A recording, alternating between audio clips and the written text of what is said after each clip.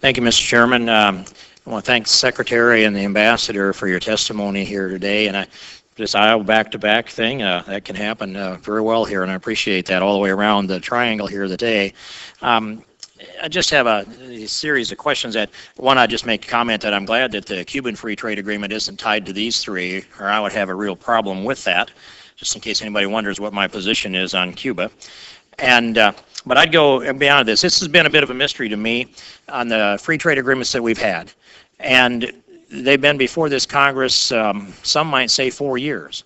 But I remember George Bush timing it so he could deliver these three trade agreements to Congress because the law required that there be a vote on the floor of Congress. And there was a procedural vote that suspended that. And now here we are, these years passed, 2.5 or so years into this administration, and finally they come forward. And so I'm curious, Mr. Secretary, I know you've been engaged in trade, and I'm curious as to what the directive has been from the White House that might have made you less aggressive than you would naturally be, and what has been the directive now that brings this forward. I heard the details, but I think there's something more behind this, and there's a White House that runs a cabinet. So what is the theme? Have they taken a shift in their position, or is it the labor protectionism that many have reported as part of it? What has finally been resolved in the larger picture of politics? To Mr. Secretary, please. Representative King, the President's been quite clear in every cabinet meeting that I've been involved in where trade has been discussed that he wants an aggressive effort. And it's one of the reasons why we continually report the success of agricultural trade. I indicated in my testimony that we are anticipating an egg surplus this year of $47.5 billion. To give you a sense of that, 5 years ago that number was $5 billion. So the President's been very consistent and very insistent on us being aggressive. That's the reason why we did 27 international shows through the National Export Initiative, why we helped 970 exhibitors in foreign countries, why we participated in 250 trade missions, and why we also extended $5.5 billion of financing help. So, Why couldn't this have been before this Congress in the first 2 or 3 months of President Obama's administration then?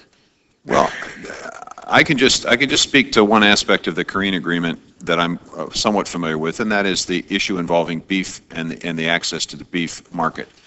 This is a very complicated issue, and it involves a wide variety of not just the politics here in this country, but probably more so the politics in Korea.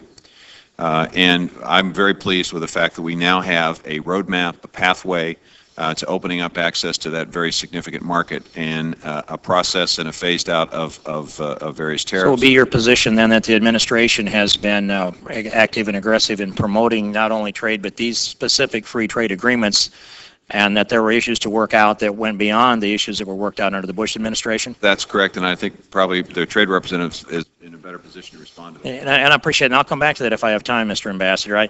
But I had another subject I wanted to raise. I think it's important for us to think about. As I watch these free trade agreements be negotiated, and I've been a promoter and active in I think all of them since I've been here on this Ag Committee, and appreciate the balance in trade that's been improved because of our export of agriculture. That is significant data.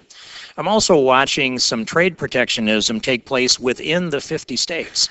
And I speak specifically of California that's been putting regulations on Iowa ag products, including ethanol and eggs.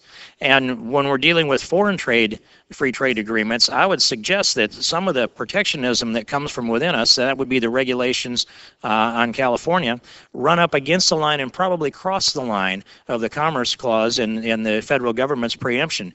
And so I would suggest this, Mr. Secretary, I'd ask if you would consider this proposal, that this Ag Committee, working with the Energy and Commerce Committee, produce some language that would eliminate the regulation of commonly traded commodities based upon the means of production, such as ethanol going into California with California carb regs on it that looks to me like they're trade protectionism for California.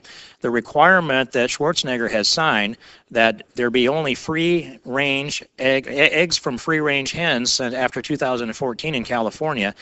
I would suggest that if you cannot determine by an analysis of the commodity the means of production, I'd let them regulate the analysis of the commodity but the means of production is an entirely different thing. And when we go into that area, we end up allowing California to regulate and do trade protectionism. From a federal perspective, is that something that you would consider and perhaps support?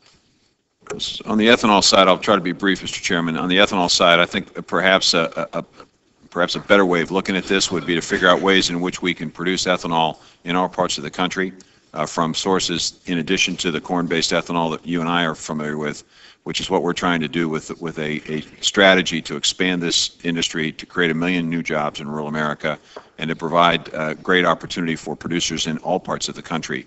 When we see that, Representative, I think we'll see greater acceptance, and perhaps we'll see less restriction along the lines that you've outlined. But of course, that's not an answer. But thank you, Mr. Secretary. I'll yield back. The gentleman's time has expired.